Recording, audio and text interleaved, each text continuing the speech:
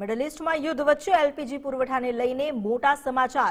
શિવાલિક બાદ વધુ એક જહાજ નંદાદેવી ગુજરાતના દરિયાકાંઠે પહોંચ્યું। સ્ટ્રેટ ઓફ હોર્મુઝ પસાર કરી નંદાદેવી દેવભૂમિ દ્વારકાના વાડીનાર બંદરે પહોંચ્યું, જેમાં 46,000 મેટ્રિક ટન એલપીજી પુરવઠો વહન કરવામાં આવી રહ્યો છે। આ બીજું એલપીજી કેરિયર છે જે સ્ટ્રેટ ઓફ હોર્મુઝમાંથી સફળતાપૂર્વક પસાર થયું। અન્ય એક જહાજ યુએઈથી 81,000 ટન ક્રૂડ લઈ ભારત તરફ સુરક્ષિત રવાના થયું છે।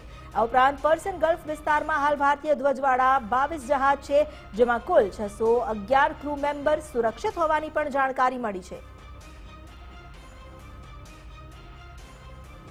શિવાલિક બાદ બીજું એલપીજી કેરિયર જે ભારતીય દરિયાકાંઠે પહોંચી ચૂક્યું છે। ભારતમાં એક તરફ જ્યાં મિડલ ઈસ્ટના યુદ્ધને કારણે એલપીજીની અછતની બુમરાણ ઉઠી હતી અને ચર્ચાઓ ચાલી રહી હતી, તેની વચ્ચે ભારતની એક સૌથી મોટી કૂટનૈતિક જીત સ્ટ્રેટ ઓફ હોર્મુઝ પસાર કરીને હવે નંદાદેવી પણ આવી ગયું છે।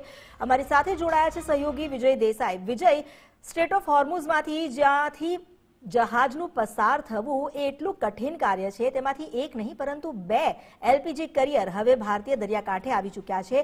એટલે આ જે સ્થિતિ છે તેને એક રીતે જોવા જઈએ તો ભારતની કૂટનૈતિક જીત તો ખરી જ, પરંતુ આંતરરાષ્ટ્રીય સ્તરે આ સ્થિતિને કેવી રીતે મૂલવી શકાય? બિલકુલ, જે પ્રકારે સ્ટ્રેટ ઓફ હોર્મુઝમાંથી પસાર થવું અત્યારે એકદમ જોખમી માનવામાં આવે છે। અમેરિકાનો સાથ આપવા માટે કોઈ દેશ તૈયાર પણ નથી કે સ્ટ્રેટ ઓફ હોર્મુઝ ખોલવામાં તેની મદદ કરે। એ અરસાની અંદર ભારતીય જહાજોનું સુરક્ષિત રીતે પસાર થવું અને પોતાના વિસ્તારની અંદર પોર્ટ પર લાંગરવું એક મોટી કૂટનૈતિક જીત છે। તેની અંદર આ બીજું એક જહાજ છે। અગાઉ એક શિવાલિક જહાજ છે, એ પણ ભારતીય બંદર એટલે ખાસ કરીને તો ગુજરાતના બંદર ઉપર પહોંચી રહ્યા છે। ગુજરાતના મુન્દ્રા પોર્ટ પર પહોંચ્યું હતું। ત્યારબાદ આજે નંદાદેવી છે જે 46,000 મેટ્રિક ટન જે એલપીજી છે ગેસનો પુરવઠો લઈને દેવભૂમિ દ્વારકાનું જે વાડીનાર પોર્ટ છે ત્યાં પહોંચ્યું છે। એટલે એ પણ એક ભારત માટે રાહતના સમાચાર છે, કારણ કે જે પ્રકારનો સપ્લાય ચેઇન ખોરવાય છે સ્ટ્રેટ ઓફ હોર્મુઝ બંધ થવાને કારણે, જેના કારણે અનેક જહાજો અટવાયેલા છે સમુદ્રની અંદર, અને ખાસ કરીને સ્ટ્રેટ ઓફ હોર્મુઝની આસપાસ કે જ્યાં હજી પણ 22 જેટલા ભારતીય ધ્વજવાહક જહાજો છે કે જેની અંદર કુલ મળીને 611 ક્રૂ મેમ્બર્સ પણ સવાર છે ભારતીય, એ તમામ ત્યાં સુરક્ષિત છે। એક બાદ એક જે પ્રકારે ઈરાનની નેવી છે તેની સાથે સંકલન સાધીને એક બાદ એક સુરક્ષિત રીતે પસાર થઈ રહ્યા છે। તેની અંદર આ જે ઓપરેશન છે હોર્મુઝ સ્ટ્રેટ પાર કરવાનું, તેની અંદર સૌથી અગત્યનું જે રોલ રહેલો છે ભારતના જે વિદેશ મંત્રાલયનો, તેની સાથે જે શિપિંગ કોર્પોરેશન ઓફ ઇન્ડિયા અને ઇન્ડિયન નેવી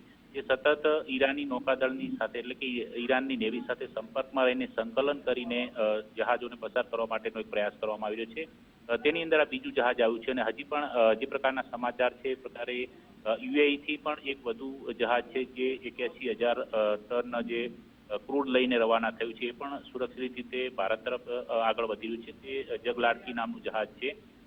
જોકે છેલ્લા 24 કલાકના જે ઘટનાક્રમની અંદર અહેવાલો અનુસાર પર્શિયન ગલ્ફ વિસ્તારની અંદર કોઈ મોટી એવી ઘટના બની નથી, જેને કારણે જે 22 ભારતીય જહાજો પર્શિયન ગલ્ફમાં અટવાયેલા છે તે હાલ સુરક્ષિત છે। જોકે જે પ્રકારે સેફ પેસેજ મળી રહ્યો છે એ પ્રકારે ભારત તરફ આગળ વધી રહ્યા છે, અને સાથે સાથે જે પુરવઠો છે એ પુરવઠો પણ યોગ્ય રીતે જળવાઈ રહે તે માટેના ભારત તરફથી પ્રયાસો કરવામાં આવી રહ્યા છે। તેની અંદર એક આ કૂટનીતિક સફળતાનું પરિણામ છે કે જહાજ એક બાદ એક ભારતના પોર્ટ પર પહોંચી રહ્યા છે।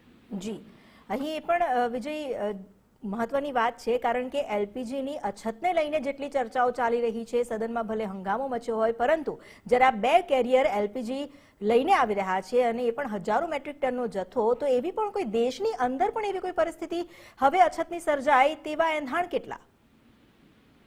જોકે અછત નથી એવું સરકાર સ્પષ્ટ કરી ચૂકી છે, પરંતુ જનતાની અંદર જે ધીરજ હોવી જોઈએ, ધૈર્ય હોવું જોઈએ, એ ક્યાંક ને ક્યાંક બેર મારી જાય છે। એના કારણે લોકો એક સાથે એક લેવાની બોટલની જરૂરિયાત હોય તો ક્યાંક 2 લેતા હોય છે, કારણ કે જે પ્રકારનો આખો જે ઘટનાક્રમ અત્યારે વર્તમાન લેવલે સર્જાયેલો છે વૈશ્વિક દ્રષ્ટિકોણથી, તેના કારણે લોકોને ક્યાંક મનમાં આશંકા છે કે જો નહીં આવે પુરવઠો તો શું થશે, તો એના અનુસંધાન પર થઈ રહ્યું છે। જો કે આજે પોર્ટ પર બંદર પર આવ્યું હતું ગુજરાતમાં ગઈકાલે શિવાલિક, એનો 20,000 મેટ્રિક ટન જથ્થો મુન્દ્રા રહેશે અને બાકીનો 26,000 મેટ્રિક ટન જથ્થો છે મેંગ્લોર જવાનો છે। એટલે કે યોગ્ય રીતે પુરવઠો જળવાઈ રહે દેશભરમાં તે માટેના સંપૂર્ણ પ્રયાસ કરવામાં આવ્યા છે। જી, આભાર આપનો જાણકારી આપવા માટે।